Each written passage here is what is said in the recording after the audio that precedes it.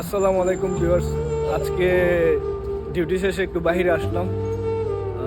বাইরের ওয়েদারটা খুবই ঠান্ডা নিরিবিলি। এখন বাজে কয়টা? 5টা 7 বাজে। বের হয়েছি 4:30 বাজে। এক বড় ভাই নিয়ে আসছিল, এই যে সাদিক।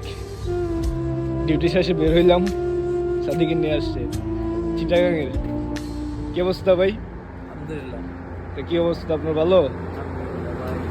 যখনই সময় পাই বাইরে নিয়ে আসে।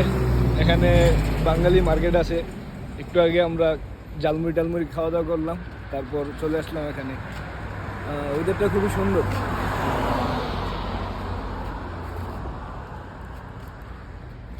তো খুবই শীতল একটা পরিবেশ, নিরিবিলি, চারপাশটা খুবই সুন্দর। এবং এই পাশটাতে হালাকা মার্কেট আমরা